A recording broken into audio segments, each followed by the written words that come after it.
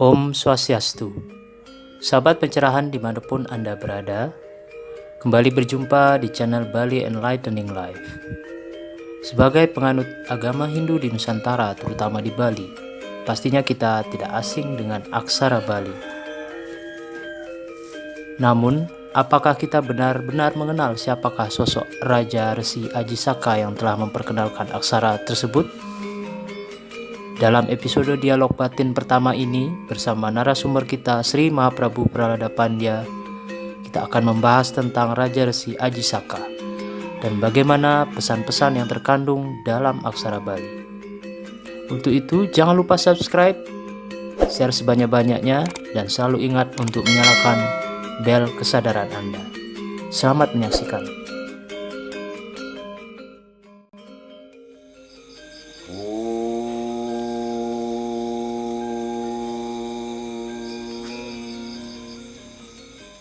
Sri Guru Byo Namaha Hari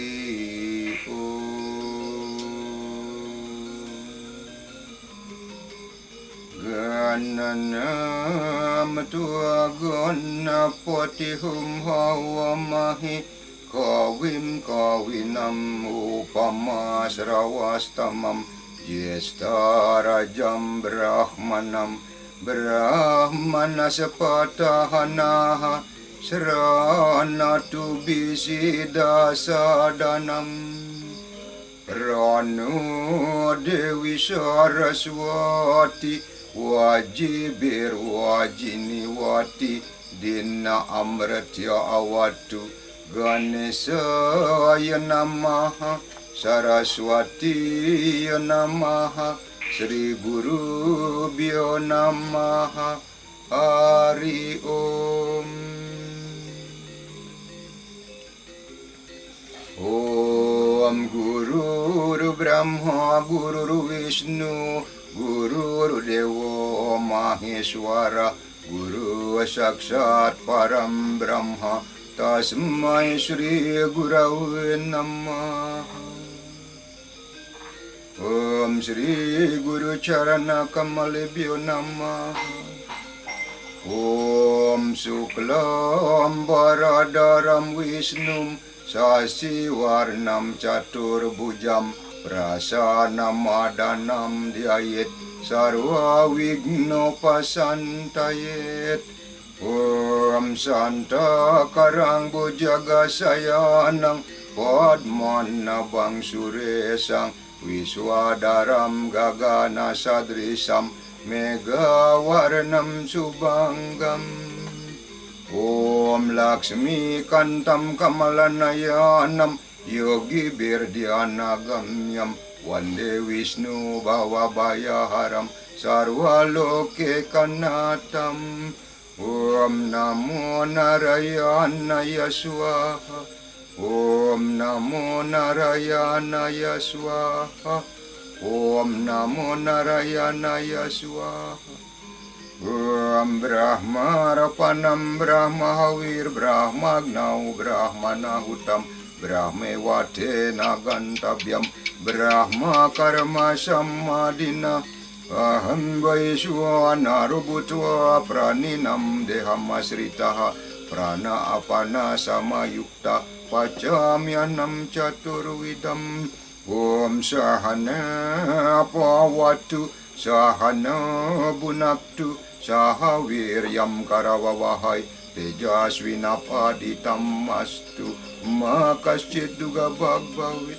Om Dewa Mukti Sreyam Bhavantu Purnam Bhavantu Sukam Bhavantu Kesama Sampurna Yanama Swaha. Om Swastiastu.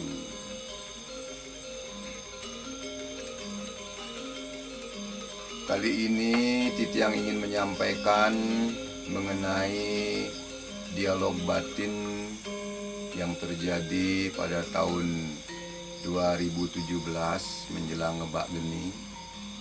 Jadi pada waktu itu pagi-pagi pada saat Ngebak Geni, tiba-tiba hadirlah energi yang kuat sekali dan kemudian Titiang mencoba menangkap apa yang ingin disampaikan oleh energi tersebut, dan kemudian dengan tata cara tersendiri Titiang menerima kekuatan energi tersebut dan kemudian terjadi dialog dengan energi tersebut.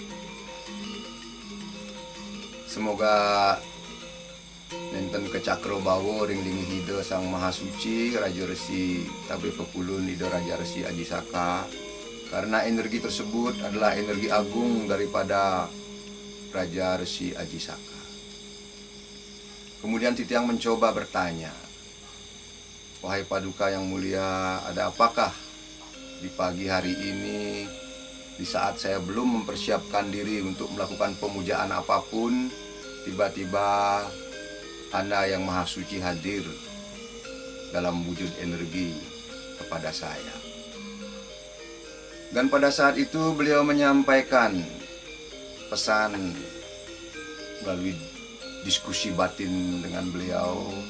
Kemudian beliau berkata, wahai anakku, engkau adalah orang yang kupilih untuk menyampaikan pesan ini.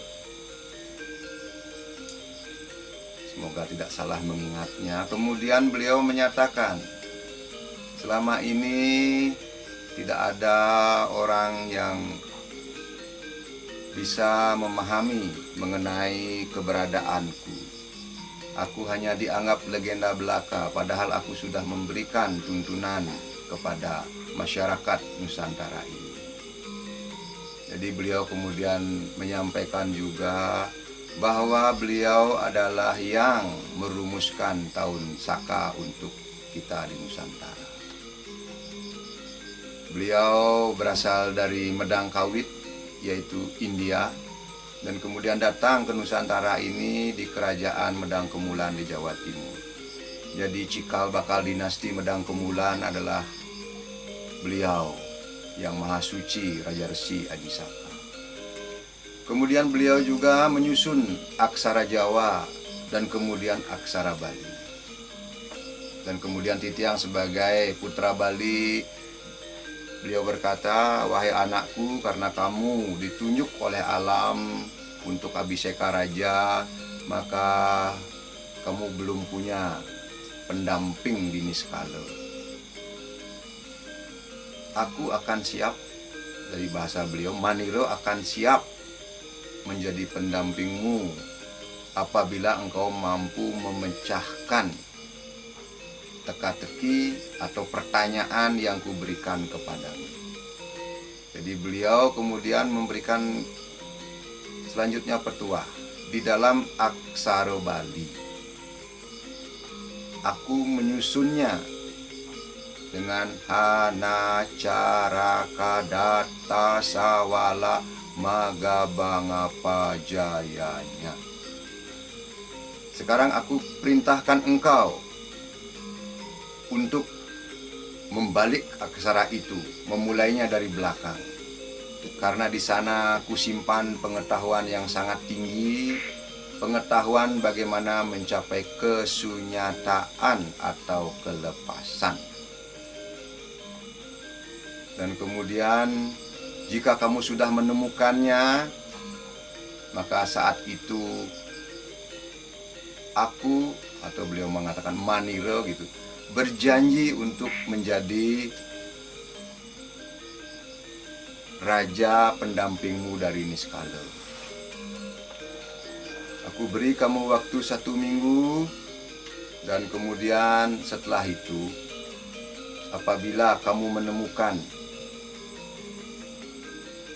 Nyepi bertepatan dengan hari Saraswati, saat itu kamu harus sampaikan hasil analisamu terhadap pengetahuan yang kusimpan di balik aksara-aksara itu semua. Karena seluruh umat di Bali, kata beliau, memakai aksara-aksara yang sudah beliau susun. Dan untuk menghindari dosa yang namanya kertagena, yaitu tidak tahu terima kasih, maka sampaikanlah kepada orang-orang Hindu di Nusantara yang memakai aksara Bali agar mengingat aku setiap ngembak geni. Kemudian Titiang bertanya, apa yang Anda butuhkan dari semua ini? Kenapa kami di zaman sekarang harus mengingat Anda di dalam ngembak geni itu? Apakah membutuhkan upacara tertentu? Beliau berkata kemudian, ngembak geni adalah memulai api suci. Dalam bahasa Wedanya Agnihotra. Maka kamu sebagai seorang raja harus belajar itu, dan kemudian mulailah ngembak genimu dengan itu.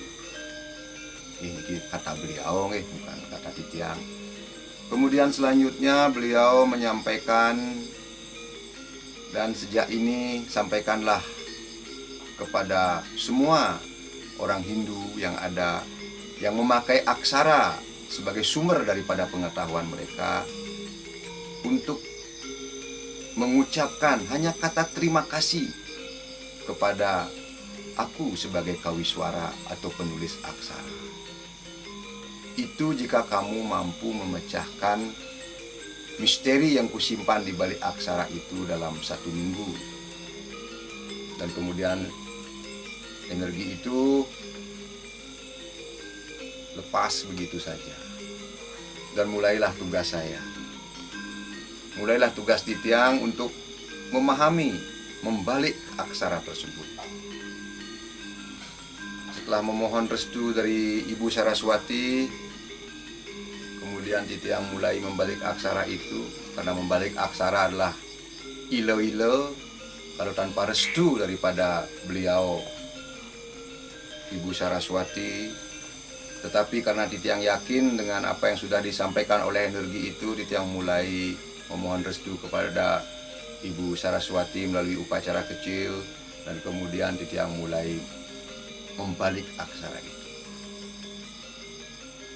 Dan kemudian dalam 1 minggu Titiang temukan rumusan.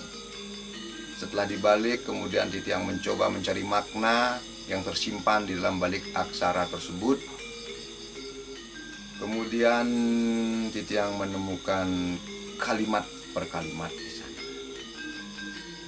Jadi ya Titiang paham sedikit bahasa Kawi. Jadi dengan tuntunan juga dari Yang Maha Suci Raja Resi Ajisaka, itu keyakinan Titiang dari Jagat Niskalo, akhirnya Titiang menemukan kalimat yang sangat mulia sekali, yaitu Nyaya Japo Ngabogamo Lawo Sato Dokare Cana.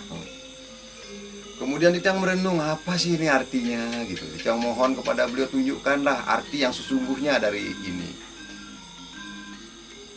Nah, muncullah beberapa hal dalam 1 minggu itu, Titiang sebut keajaiban alam. Jadi pemahaman terjadi dengan sendirinya, dan juga atas masukan dari 1 orang, entah siapa pada waktu itu, terutama pada kalimat terakhir, yaitu Dakara Canahan. Kemudian Titiang paham hanya sampai Nyaya Japo Ngabogamo Lawo Sato gitu. Jadi Nyaya Japo artinya kalau kita ingin berjapa itu dan mencapai kejayaan atau tujuan daripada japa itu. Ngabogamo Lawo Sato, jadi membawa perilaku binatang kelelawar. Ngabo artinya membawa, gamo perilaku, kemudian Lawo Sato, Lawo adalah kelelawar, Lowo Sato adalah binatang gitu. Nah, bagaimana ini? Sampai di sana Titiang menemukan dari renungan pribadi Titiang. Berarti kalau kita ingin berjapa yang benar, kita harus mengikuti Lawo Sato atau perilaku binatang kelelawar gitu. Nah, disinilah kemudian perenungan itu terjadi. Akhirnya Titiang temukan.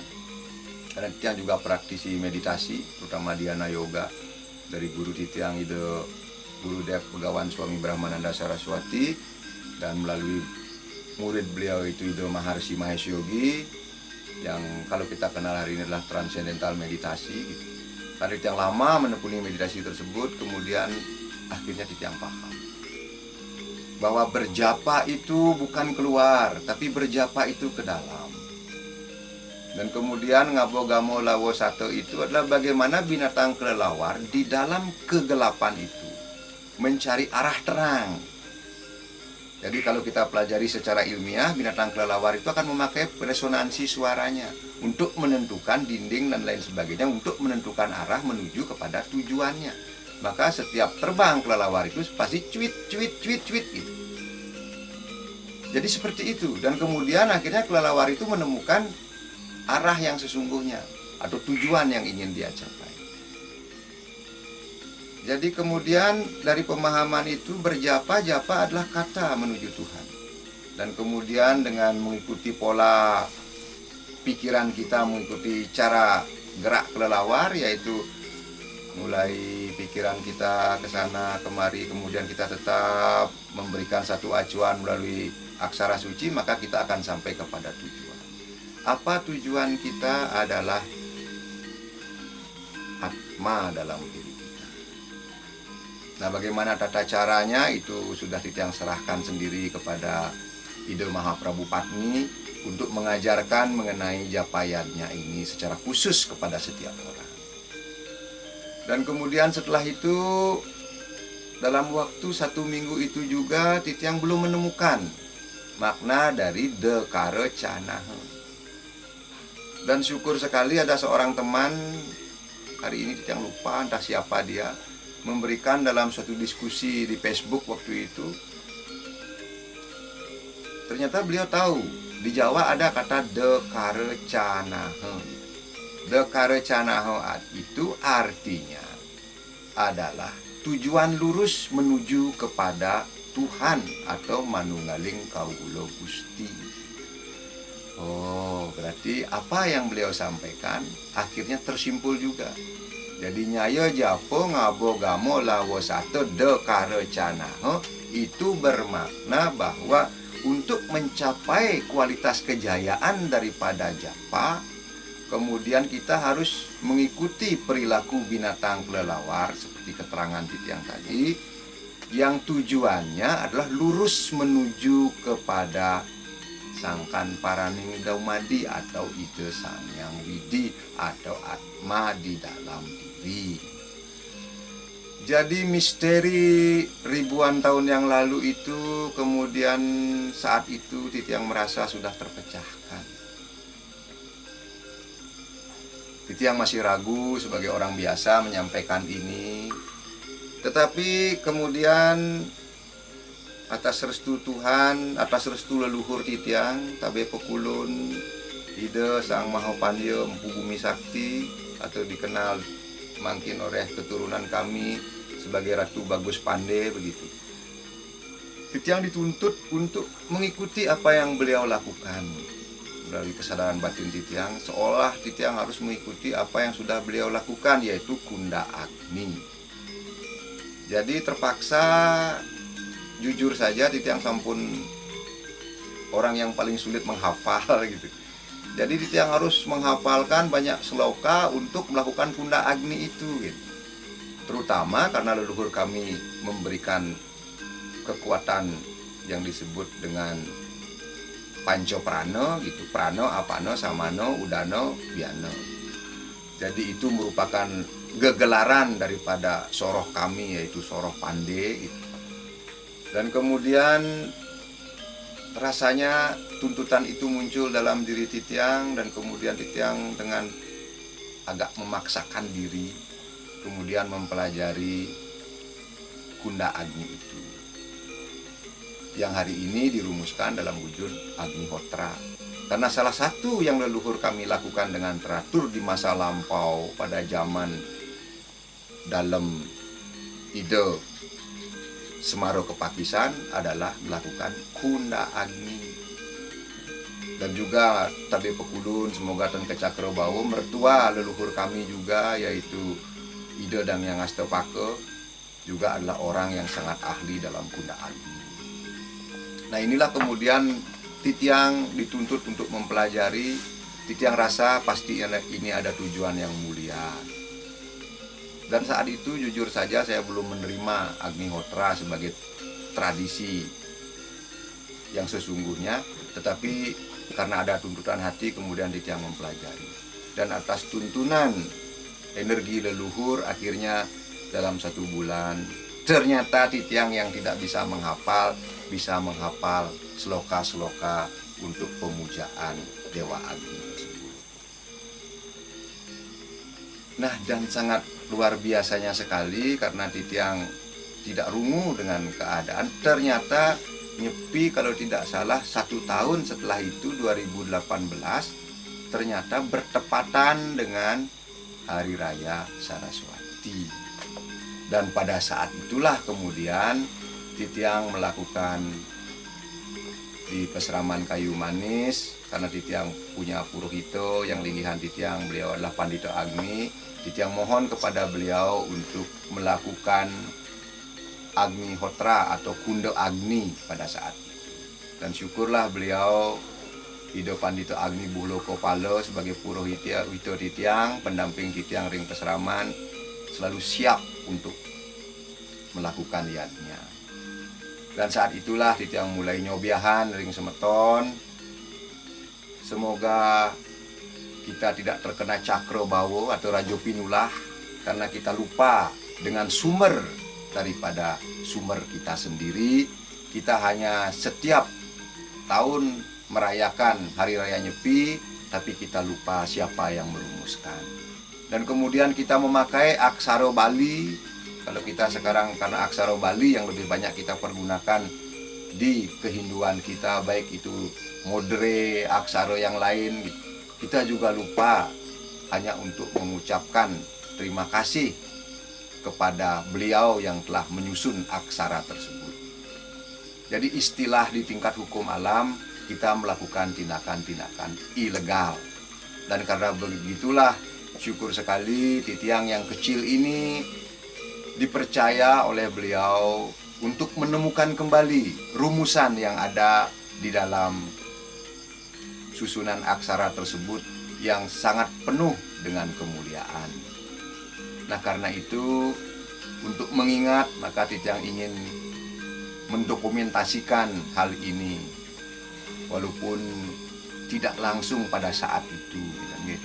Jadi itu yang bisa Titiang sampaikan mengenai dialog batin yang terjadi pada waktu Ngembak Geni tahun 2017 dengan Yang Maha Suci Raja Resi Aji Saka.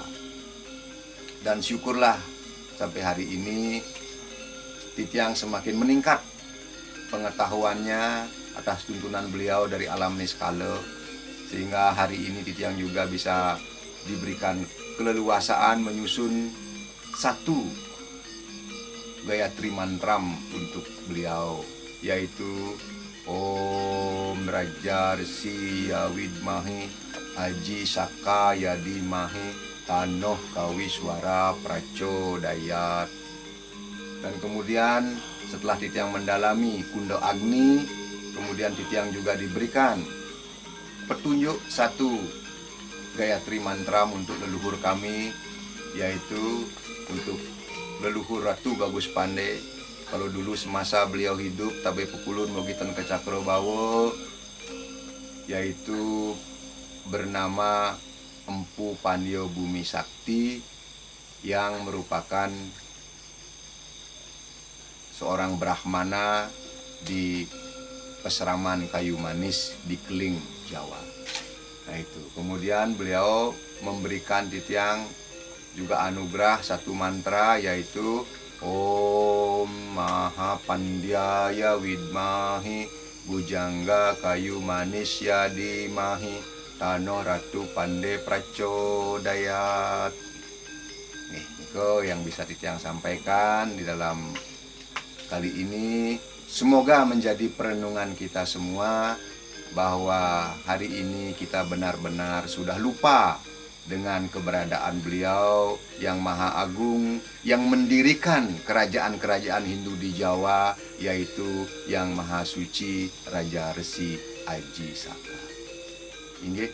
Om Kesantawiya Kayika Dosa Kesantawiya Wacika Mamo Kesantawiya Manaso Dosa tat pramadat kesamo swamam Om Purnamada Purnamidam Purnat Purnamudjate Purnasya Purnam Adaya Purnam Mewawasisyate Om Namo Narayana Yaswaha Om Sri Guru Charana Kamalebhyo Namaha.